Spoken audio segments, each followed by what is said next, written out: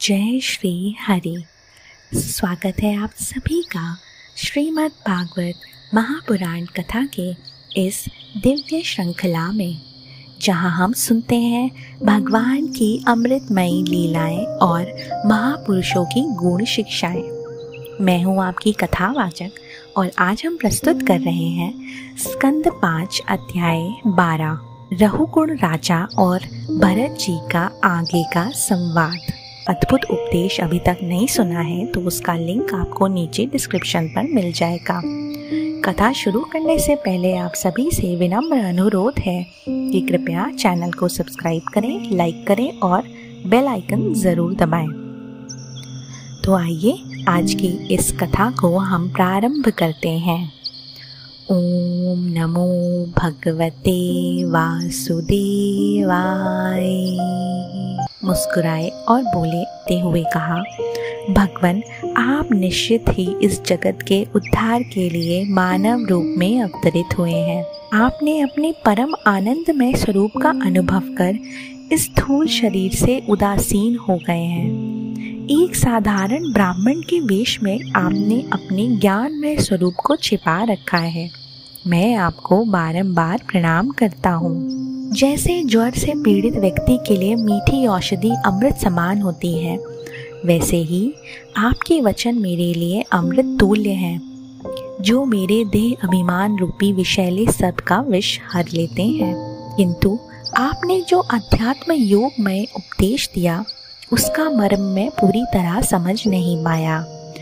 आपने कहा कि भार उठाने की क्रिया और उससे होने वाला श्रम, ये दोनों ही प्रत्यक्ष देखने पर भी वास्तव में सत्य नहीं है। यही बात मुझे उलझा रही है। भरत जी ने शांत स्वभाव में उत्तर दिया, राजन, ये देह वास्तव में पृथ्वी का विकार है। इसमें और पत्थर में क्या भेद? जब ये पृथ्वी पर चलता है तब इसे भार वाहक आदि नाम मिल जाते हैं। इसके 2 चरण, उनके ऊपर टखने, पिंडली, घुटने, जांघ, कमर, वृक्षस्थल, गर्दन और कंधे, ये सब तो मात्र पृथ्वी के ही अंश हैं। जिस पालकी में तुम बैठे हो वह भी लकड़ी की है और तुम स्वयं सौविराज नाम के एक पार्थिव विकार हो, जिसमें आत्मबुद्धि का अभिमान करके तुम सोचते हो कि मैं राजा हूँ। ये अहंकार तुम्हें अंधा कर रहा है। किंतु राजन, ये तुम्हारी श्रेष्ठता का प्रणाम नहीं। तुमने बेचारों को बेगार में पालकी उठाने को बाध्य कर दिया है और फिर महापुरुषों की सभा में कहते हो कि मैं लोगों की रक्षा करता हूँ। ये शोभनीय नहीं है। वास्तव में संपूर्ण चराचर भूत पृथ्वी से उत्पन्न होते हैं और पृथ्वी में ही लीन हो जाते हैं। उनके भिन्न भिन्न नाम मात्र व्यवहारिक हैं, उनका कोई सत्य अस्तित्व नहीं है। पृथ्वी शब्द का व्यवहार भी वास्तविक नहीं है, क्योंकि ये अपने कर्म सूक्ष्म परमाणुओं में लीन हो जाती है। वे परमाणु भी अविद्या से ही कल्पित हैं। इसी प्रकार पतला, मोटा, छोटा, बड़ा, कार्य, कारण, चेतन, अचेतन, ये सब भगवान की माया के कार्य मात्र हैं। परमार्थ रूप अद्वितीय, भीतर बाहर के भेद से रहित पूर्ण ज्ञान ही सत्य है। वही भगवान है और वही हमारे वासुदेव हैं। राजन, महापुरुषों की चरण रज को अपने ऊपर धारण किए बिना परम ज्ञान प्राप्त नहीं हो सकता। तप, यज्ञ, दान, वेद अध्ययन, अग्नि या सूर्य की उपासना, इनमें से भी कोई साधन उस ज्ञान को नहीं दे सकता जो सत्संग देता है। जहाँ महापुरुषों का संग होता है वहीं हरि कथा होती है। विषय वार्ता का प्रवेश नहीं होता। ऐसी कथा मन को वासुदेव में स्थिर कर देती है। मैं अपने पूर्व जन्म में भरत नाम का राजा था। ऐहिक और परलौकिक विषयों से विरक्त होकर मैं भगवान की भक्ति में लीन रहता था, किंतु एक मृग में आसक्ति के कारण अगले जन्म में मृग योनि मुझे प्राप्त हुई। परंतु भगवान की कृपा से उस मृग योनि में भी मेरी पूर्व जन्म की स्मृति नहीं खोई।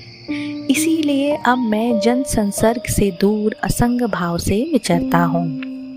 इसीलिए हे राजन, विरक्त महापुरुषों के सत्संग से मिला ज्ञान रूपी खड़क द्वारा मनुष्य को इस लोक में ही अपने मोह बंधन को काट देना चाहिए और हरि कथा के श्रवण कीर्तन से भगवत स्मृति बनी रहने पर सहज ही संसार से पार होकर भगवान की प्राप्ति हो जाती है।